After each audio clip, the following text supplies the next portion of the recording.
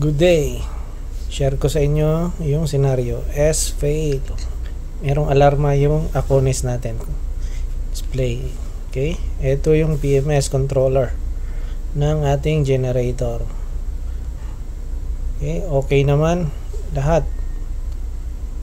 Yan yung mga indicators nya. Generator, bus. Kung mayroon mo siya ma-detect. Yan. Sa number 2, S-fail. Pero naga-flicker. Ito, tumatakbo pero S-fail pa rin. System fail or signal fail. Same lang yan. Yan, alarm. Okay, tumatakbo ang 1 at saka 2. Tingnan natin yung PMS module sa number 1.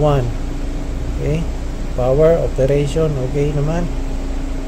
Pero yung PMS alarm nya, hindi naman nag-blink. Means, or red, or nawala yung indicator.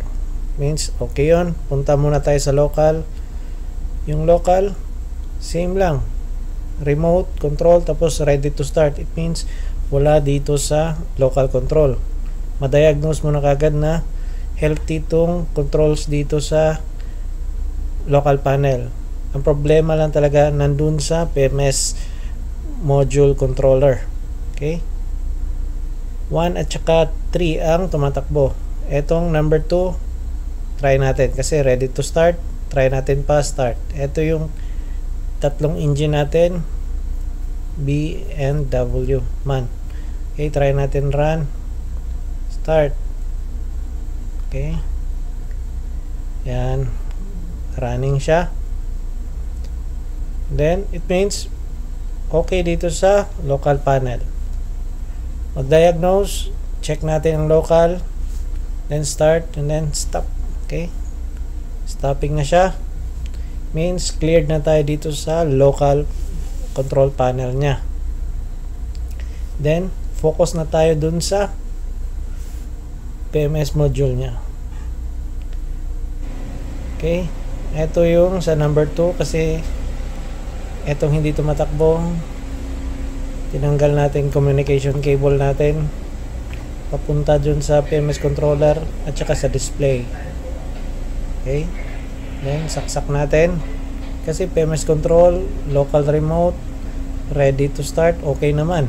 Dapat yan din yung i-display niya dun sa kanyang Aconis display. Yan, tingnan natin. Yun o, wala siyang local control or auto mode. Tapos ready to start, wala din. Yan, nagfi-flicker yung S-fail.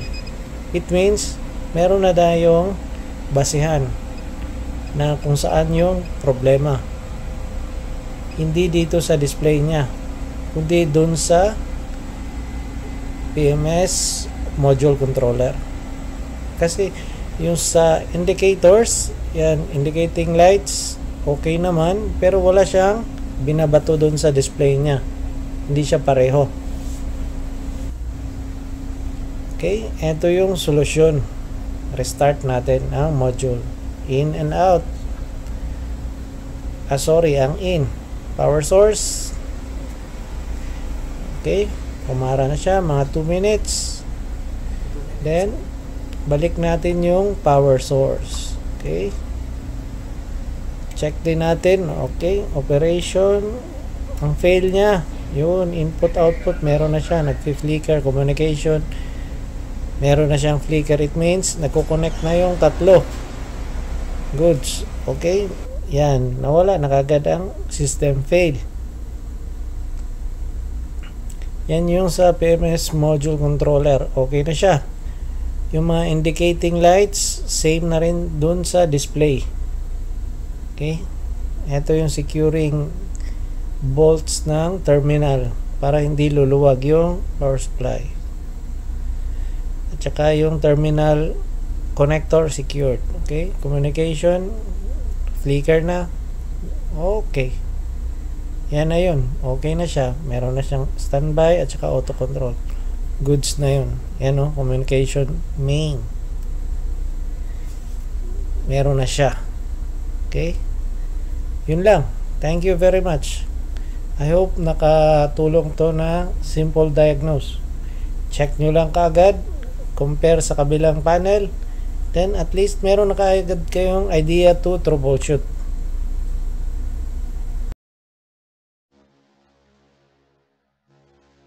If you learned from this video, please like, share and subscribe, and don't forget to hit the bell for more updates.